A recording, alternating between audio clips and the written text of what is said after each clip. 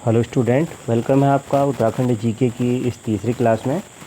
यह जो क्लास है बलोदी जी की बुक जो आती है राजेंद्र प्रसाद बलोदी जी की, उस उत्तराखंड समग्र ज्ञान कोश नाम से उस बुक के महत्वपूर्ण ऑब्जेक्टिव टाइप क्वेश्चंस की क्लास है। इसमें हम इन प्रश्नों की चर्चा भी करेंगे और कुछ महत्वपूर्ण प्रश्नों को भी लेंगे।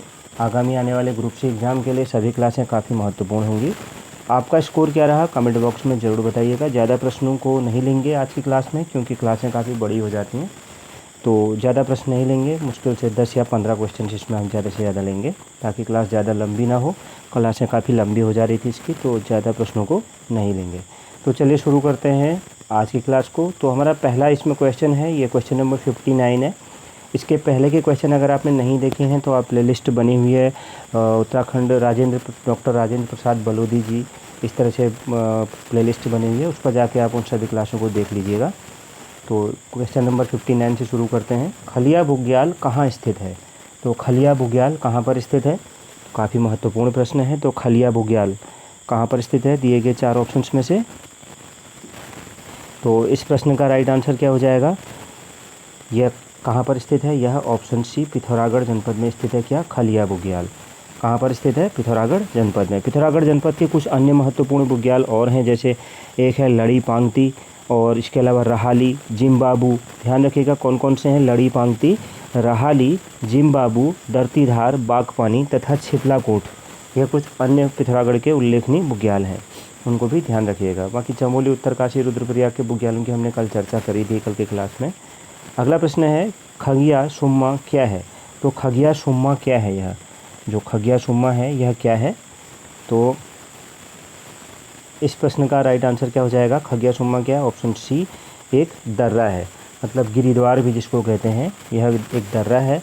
होता क्या था पहले के समय में, थोड़ा सा हम इसकी चर्चा कर लेते हैं। उत्तराखंड में मतलब ट्रांस हिमालय जैक्सर श्रेणियाँ जो हैं, ट्रांस हिमालयी जैक्सर श्रेणियाँ, ट्रांस हिमालय आप जानते हैं, जैसे मतलब ट्रांस मतलब होता है पार का, बृहद हिमालय के बाद जो हिमालय आता है उसको ट्रांस हिमालय कहते हैं। तो ट्रांस हिमालयी जैक्सर श्रेणियाँ भारत तथा तिब्बत की जल विभाजक रेखा बनाती हैं। इन श्रेणियों के मध्य जो इस ट्रांस हिमालयी जैक्सर श्रेणियाँ हैं, आर पार जाने के अनेक मार्ग हैं। उन मार्गों को गिरिद्वार या दर्रा कहा जाता है। इन्हीं मार्गों से भारत में पहले क्या होता था, भारत के उत्तरी सीमांत की आदिम जातियाँ जो थी, तिब्बती समाज से सांस्कृतिक संबंध स्थापित होते थे। व्यापार लेन देन इन मार्गों द्वारा होता था। सन 1962 से पूर्व यह होता था, और इस व्यापार को क्या कहते थे? सौ का हुड़िया व्यापार। तो सौ का हुड़िया व्यापार आपने ज़रूर पढ़ा होगा।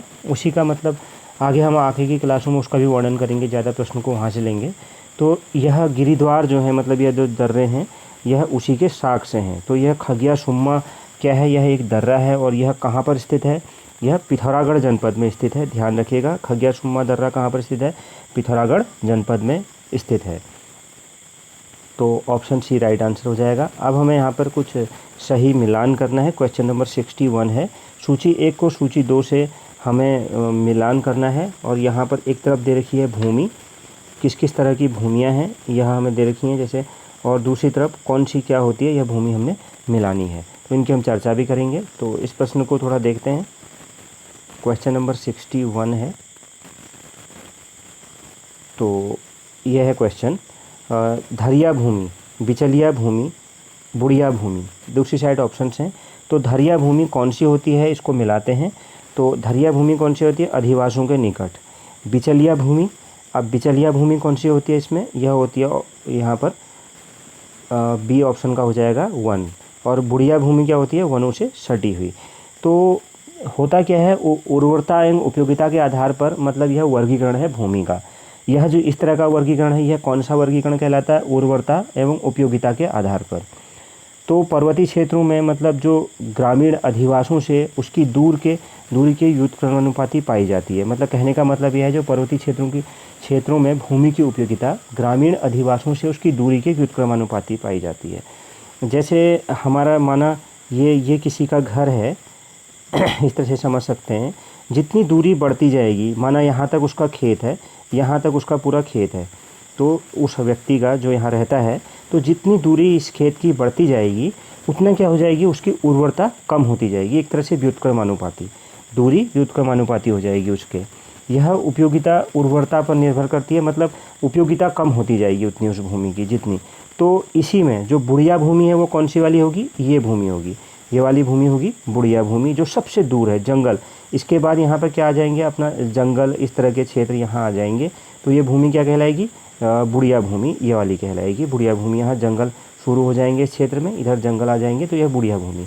इसके बाद जो घर के पास की भूमि है, ये कौन सी भूमि कहलाएगी, ये कहलाएगी, जो घर के पास है यह कहलाएगी धरिया भूमि। क्या कहते हैं इसको, धरिया भूमि, अधिवास, घर के निकट की। और जो बीच वाली जो भूमि है यह क्या कहलाएगी, बिचलिया भूमि। तो अब इनकी उर्वरता कैसे होती है इसको भी थोड़ा सा समझ लेते हैं। जैसे मैं पहले बता चुका हूँ, सबसे अधिक उपजाऊ कौन सी होगी, धरिया भूमि होगी। सबसे अधिक उपजाऊ कौन सी होती है, धरिया भूमि होती है। क्यों, मतलब होता क्या है, जैसे हमने चर्चा करी, थोड़ा सा और हम चर्चा करते हैं। ये माना किसी का घर है और इस तरीके से यहाँ पर भूमि है। तो अब ये व्यक्ति जो यहाँ पर रहता है, धरिया भूमि, बिचलिया भूमि और बुढ़िया भूमि, तीनों को समझ लेते हैं। तो अधिवासियों के निकट वाली भूमि, जो ये वाली भूमि है, धरिया भूमि हो गई। यहाँ पर की ये जो भूमि है ये धरिया भूमि हो गई। और सबसे कोने में जो यहाँ से फिर जंगल शुरू हैं, यहाँ से यहाँ कौन सी हो जाएगी, यह हो जाएगी बुढ़िया भूमि। और बीच वाली भूमि जो यह क्षेत्र बचा, ये कौन सी होगी, यहाँ पर बिचलिया भूमि। तो पर्वतीय क्षेत्रों में अधिक चढ़ाई उतराई पर खाद ले जाना श्रम साध्य होता है। अब यहाँ पर ये व्यक्ति है माना, अब ये व्यक्ति यहाँ पर इसको खाद डालनी है, तो इसको खाद डालने में क्या होगा, यहाँ जाने में, जो इस भूमि में अगर ये जाएगा तो इसको बहुत थकान लगेगी। और यहाँ चढ़ाई होती है, पहाड़ों में ज़मीन ऊंचाई चढ़ाई या उतराव होता है, तो इस तरीके से तो यहाँ पर बहुत श्रम साध्य होगा। अतः ये क्या करेगा, जो इसके पास की भूमि है इसी में ज़्यादा खाद डालेगा, मतलब खाद ज़्यादा डालेगा। और इस कारण से इस भूमि की उर्वरा शक्ति, जो पास वाली जो धरिया भूमि थी, यह वाली धरिया भूमि थी, इसकी उर्वरा शक्ति काफ़ी अच्छी हो जाएगी, क्योंकि इसमें काफ़ी ज़्यादा गोबर खरपत इस तरह की चीज़ें वहाँ डालते रहेगा। और कई जो मतलब घर के जो भी अवशेष हैं सब इसी भूमि में वह ज़्यादा से ज़्यादा डालेगा। सबसे अधिक उपजाऊ फिर ये होगी। इसके बाद क्या करेगा, जो बिचलिया भूमि है इसमें भी वो क्या करेगा, कभी कभी थोड़ा थोड़ा, ये जो व्यक्ति है यहाँ पर, ये जो व्यक्ति है ये इसमें भी थोड़ा थोड़ा खाद डालेगा। तो खाद इसमें भी थोड़ा डालेगा तो थोड़ा उपजाऊ ये सबसे ज़्यादा होगी। इसके बाद ये जो बिचलिया भूमि है, बी लिख देते हैं इसको, ये डी लिख देते हैं, बिचलिया भूमि, ये भी थोड़ा बहुत उपजाऊ होगी। बिचलिया भूमि ये धरिया से थोड़ा सा कम उपजाऊ होगी। इसके बाद जो ये भूमि हमने चर्चा करी, इसमें ये बहुत दूर होती है, तो इसमें खाद भूमि में कुछ भी नहीं डालता है व्यक्ति। तो मतलब यहाँ पर जो फसलें भी होती हैं बहुत ही कम होती हैं और भूमि भी बहुत कम उपजाऊ होती है। तो यहाँ पर जो है फसलें भी इस क्षेत्र में, जो ये लास्ट में हमारी जो बुढ़िया भूमि है यह, इसमें फसलें भी अलग तरह की बोएगा। यहाँ पर जो बुढ़िया भूमि है इसमें फसलें भी वह अलग तरह की बोएगा, ये व्यक्ति जो है अलग तरह की बोएगा। और धरिया और बिचलिया में थोड़ा बहुत अंतर होता है, लेकिन फसलें दोनों में सेम तरह की बोई जाती हैं, यह ध्यान रखिएगा। तो यह इस तरह से चर्चा थी तीनों भूमियों की, धरिया, बिचलिया और बुढ़िया भूमि। और यह वर्गीकरण किस आधार पर था, उर्वरता एवं उपयोगिता के आधार पर यह वर्गीकरण था, इसका ध्यान रखिएगा। अगला क्वेश्चन देखते हैं।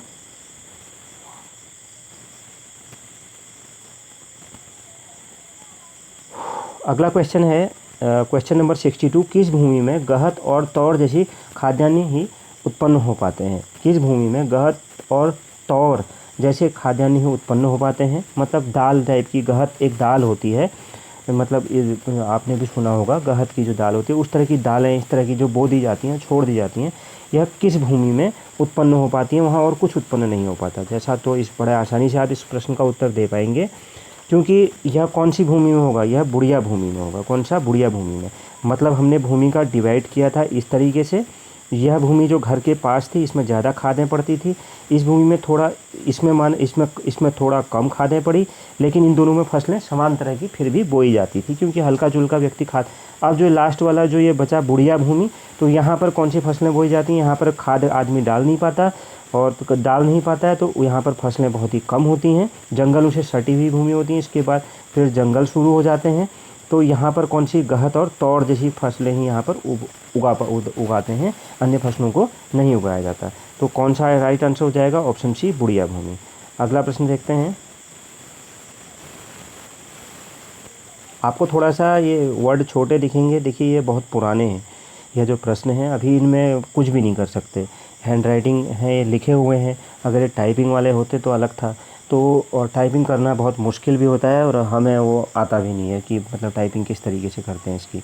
तो मैं इसे पढ़ दे रहा हूँ, अगर आपको कम दिखे, काफ़ी विद्यार्थी पिछली क्लास में कंप्लेन कर रहे थे कि ये दिख नहीं रहा है, लेकिन आप मतलब मैं इसे पढ़ दे रहा हूँ तो आपको शायद उससे समझ में आ जाए। तो देखिए क्वेश्चन नंबर 63 जो है वह है पर्वतीय छिछली मिट्टी कैसी होती है।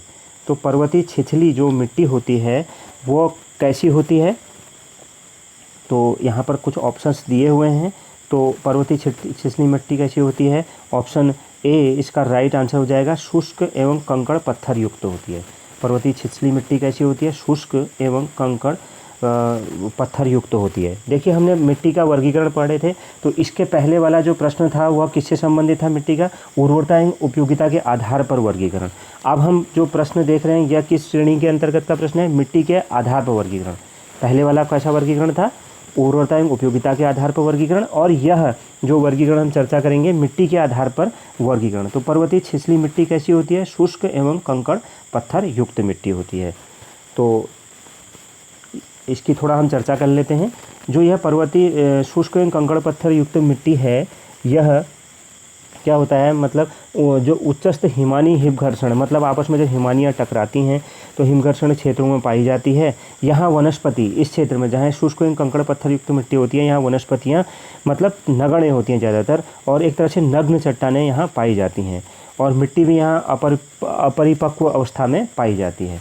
दूसरा इसमें यहीं पर दिया हुआ है ऑप्शन बी, यहाँ पे दिया हुआ है क्षारीय तथा कार्बनिक तत्व प्रचुरता।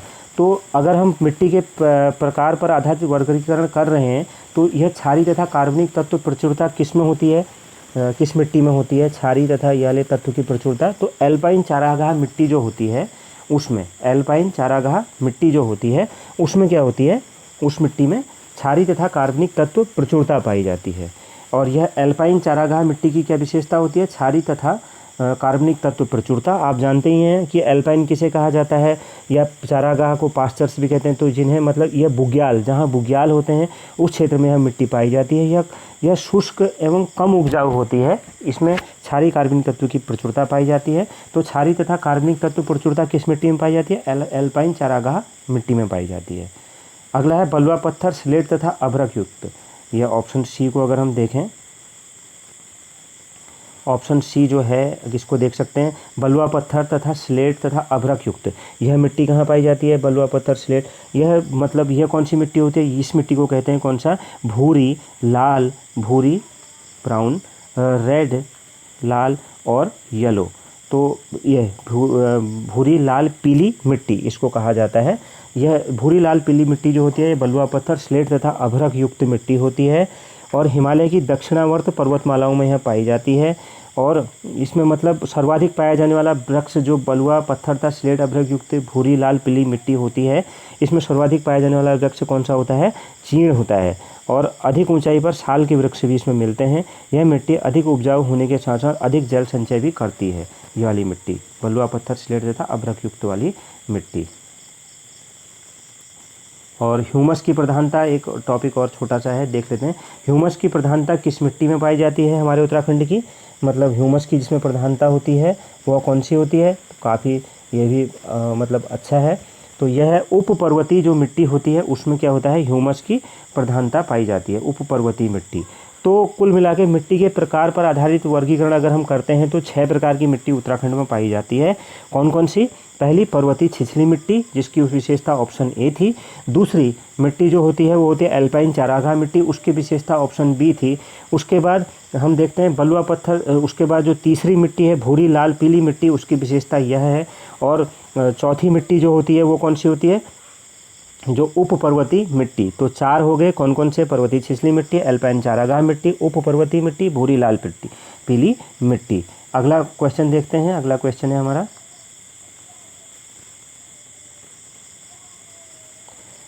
प्रदेश में देवदार, स्प्रूस, ब्लू पाइन, चीड़ पाइन आदि के वनी क्षेत्रों में या इनके उच्च पर्वतीय ढालों पर कौन सी मृदा पाई जाती है। तो क्वेश्चन इस तरीके से है कि प्रदेश में देवदार, स्प्रूस, चीड़ पाइन आदि के वनी क्षेत्रों में या इनके उच्च पर्वतीय ढालों पर कौन सी मृदा पाई जाती है, मतलब यह कौन सी मृदा पाई जाती है, इस विषय में यह चर्चा है। तो यह कौन सी मृदा होती है, उप पर्वतीय मिट्टी, ऑप्शन ए राइट आंसर हो जाएगा, उप पर्वतीय मिट्टी होती है यह। तो इस तरीके से इस प्रश्न का राइट आंसर क्या हो जाएगा? ऑप्शन ए उप पर्वतीय मिट्टी। तो यहाँ पर मैं आपको एक बार 6 जो मिट्टी के प्रकार पर आधारित वर्गीकरण था, उन 6 की 6 मिट्टियों का नाम एक बार लेना चाहूँगा। वह है पर्वतीय छिछली मिट्टी, एल्पाइन चारागाह मिट्टी दूसरी, तीसरी उप पर्वतीय मिट्टी, चौथी भूरी लाल पीली मिट्टी, पाँचवीं टर्सरी मिट्टी, छठी पुरातन जलोढ़ मिट्टी।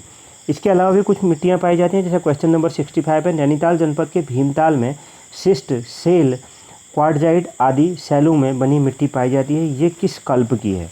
तो कल्प आपने पढ़ा होगा, जैसे प्री पैलियोजिक, पैलियोजोइक और उसके बाद मेसोजोइक, सिनेजोइक, नियोजोइक, ये 4 कल्प होते हैं। मतलब अगर पृथ्वी की उत्पत्ति हम जिस समय से हुई अभी तक वर्तमान तक अगर पृथ्वी की आयु का निर्धारण करें तो 4 भागों में बांट करके हम उसको देखते हैं। तो यहाँ पर जो भीमताल क्षेत्र है जो उत्तराखंड के नैनीताल ज़िले में, उसमें मेसोजोइक ईरा की मिट्टी पाई जाती है, मतलब मेसोजोइक महाकल्प की।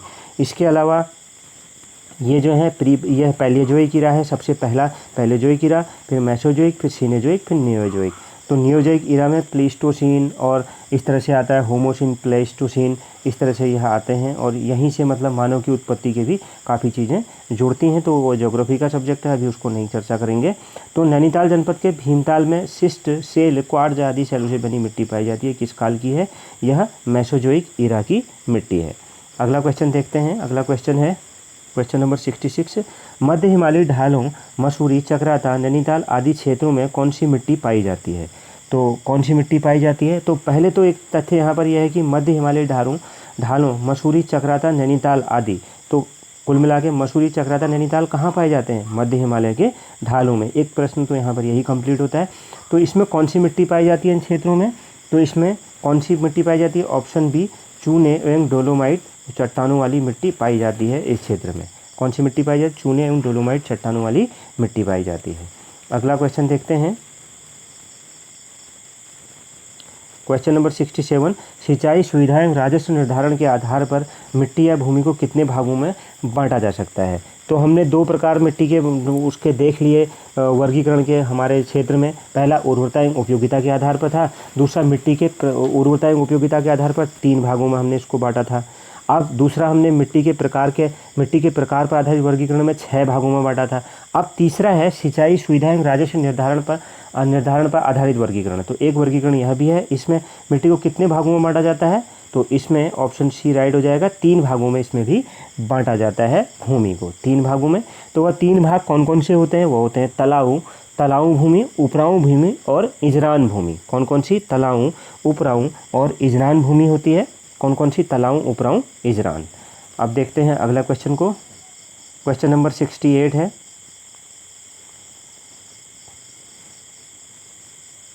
पर्वतीय क्षेत्रों में कौन सी मिट्टी का क्षेत्रफल सबसे कम है? तो पर्वतीय क्षेत्रों में कौन सी मिट्टी का क्षेत्रफल सबसे कम है?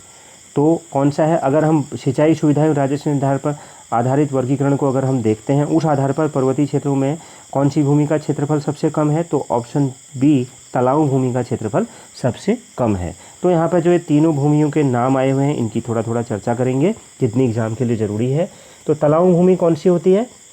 सबसे पहले तो भूमि का तलाऊ, इजरान, उपजाऊ, उपराऊ जो यह वर्गीकरण किया जाता है, यह सिंचाई सुविधा एवं राजस्व निर्धारण पर आधारित वर्गीकरण है। सबसे पहली बात, जो तलाऊ भूमि होती है यह घाटी तलों की सिंचित भूमि होती है। कैसी भूमि होती है? यह घाटी तलों की सिंचित भूमि होती है। कौन सी? मतलब जैसे घाटी, ये पर्वत है कोई और ये पर्वत है कोई, तो यहाँ कोई नदी बह रही है पर्वतों के तलहटी में, तो यहाँ जो भूमि ये है, ये भूमि जो आसपास की जो ये भूमि है, यहाँ नदी बह रही है और ये जो भूमि है आसपास की, इसे क्या कहा जाता है? तलाऊ भूमि कहा जाता है, क्योंकि यहाँ पे सिंचाई की सुविधा अच्छी होती है इस क्षेत्र में। तो इस भूमि में मतलब ये तलहटी में पाई जाती है, उपज की दृष्टि से यह भूमि काफ़ी अच्छी होती है। और यह जो तलाऊ भूमि है तलहटी में पाई जाने वाली, यह द्वितीय श्रेणी की जो भूमि होती है, कौन सी होती है? उपराऊ। इससे कितनी अच्छी होती है? इससे यह मतलब द्वितीय श्रेणी की उपराऊ भूमि से 3 गुना अच्छी मानी जाती है। तलाऊ भूमि उपराऊ भूमि से कितने गुना अच्छी मानी जाती है? 3 गुना अच्छी मानी जाती है। तो हमारे उत्तराखंड में तलाऊ भूमि सबसे कम है। और उपराऊ भूमि को भी देख लेते हैं। उपराऊ या असंचित भूमि को भी 2 भागों में बांटा जाता है। उपराऊ या असंचित जो भूमि होती है इसको 2 भागों में बांटा जाता है। वह 2 भाग कौन कौन से होते हैं? उपराऊ प्रथम और उपराऊ द्वितीय। तो मतलब यह एक तरह से उपराऊ जो भूमि होती है यह असंचित भूमि होती है, इसमें सिंचाई की सुविधाएं नहीं होती हैं। मतलब यह जो होती है क्या, जो इजरान भूमि होती है, जो मतलब द्वितीय श्रेणी को, इसके दो विभाजन हमने देखे, उपराऊ प्रथम और उपराऊ द्वितीय उपराऊ भूमि के।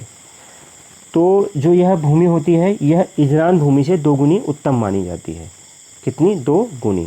तो इजरान भूमि से 2 गुनी अच्छी होती है। यह इजरान भूमि थी, इससे 2 गुना अच्छी होती है। और तलाऊ जो भूमि होती है वो इससे कितनी अच्छी होती है? 3 गुना अच्छी होती है। और ये उपराऊ इजरान से 2 गुना अच्छी होती है, ध्यान रखिएगा। और इजरान भूमि जो होती है यह कौन सी होती है? यह वनों के निकट जो भूमि होती है वह इजरान भूमि होती है। यह पथरीली होती है और मतलब ढलान वाली होती है, अपूर्विक, मतलब इसमें कुछ भी उगता नहीं है, एकदम मतलब निकृष्ट भूमि यह मानी जाती है। तो यह मतलब जो वर्गीकरण था मिट्टी का, यह सिंचाई सुविधाओं के आधार पर थी। तलाऊ भूमि, तलहटी में सिंचाई की सुविधा होती है। दोबारा से देखते हैं इस प्रश्न को। तो तलाऊ भूमि सिंचाई की सुविधा, और यह उपराऊ भूमि से कितनी अच्छी? 3 गुना अच्छी। और उपराऊ भूमि, इसको भी 2 भागों में बांटा जाता है, पर मतलब उपराऊ प्रथम, उपराऊ द्वितीय। और उपराऊ भूमि इजरान भूमि से कितनी अच्छी होती है? 2 गुनी अच्छी होती है। और इजरान भूमि कौन सी होती है? वनों के निकट निकृष्ट भूमि होती है, कुछ भी यहाँ पर नहीं होता है। लेकिन सिंचाई की सुविधा उपराऊ भूमि में भी नहीं होती है, और यहाँ इसमें सिंचाई की सुविधा होती है, इजरान में नहीं होती है। तो ये इन भूमियों की कोई छोटी सी एक चर्चा थी। अगला देखते हैं। अगला क्वेश्चन है क्वेश्चन नंबर 69। पर्वतीय क्षेत्रों में भूस्खलन का निर्धारण किस मानक से किया जाता है? तो पर्वतीय क्षेत्रों में भू राजस्व का निर्धारण किस मानक से किया जाता है? भूस्खलन नहीं है, भू राजस्व है, गलती से वो बोल दिया। तो पर्वतीय क्षेत्रों में भू राजस्व का निर्धारण किस मानक से किया जाता है? मतलब अगर जैसे पर्वतीय क्षेत्रों में भू राजस्व लेना है तो उसका निर्धारण मतलब किस तरीके से किया जाएगा? तो उर्वरता से किया जाता है, क्षेत्र विभाजन से किया जाता है, सिंचाई से किया जाता है, उपरोक्त सभी से किया जाता है। तो इस प्रश्न का राइट आंसर क्या हो जाएगा? सिंचाई से, सिंचाई की सुविधा से। मतलब कहाँ कहाँ सिंचाई की सुविधा है, तो कहाँ कहाँ पर सिंचाई की सुविधा है, इससे क्या किया जाता है? तो मतलब भूमि का निर्धारण किया जाता है। तो अब अगर हम चर्चा करें इन दोनों प्रश्नों का, आपस में एक लिंक है, उसको समझते हैं। तो देखिए यहाँ पर क्या हो जाएगा, सबसे ज़्यादा किससे भू राजस्व लिया जाएगा? तलाऊ भूमि से। उसके बाद किससे लिया जाएगा? उपराऊ भूमि से। और इजरान से तो लिया ही नहीं जाएगा, तो यह तलाऊ और उपराऊ से, और इजरान है तो इससे सबसे कम लिया जाएगा। तो इस तरह से भूमि का निर्धारण मतलब भू राजस्व का निर्धारण सिंचाई सुविधा के आधार पर होता है। और सिंचाई सुविधा सबसे अच्छी तलाऊ में होती है, उपराऊ में नहीं होती है, इजरान में नहीं होती है। तो इस तरह से यह हमारी आज की क्लास थी। आपका स्कोर क्या रहा इन 10 प्रश्नों में? कमेंट बॉक्स में ज़रूर बताइएगा। मिलते हैं नेक्स्ट क्लास में। Thank you very much.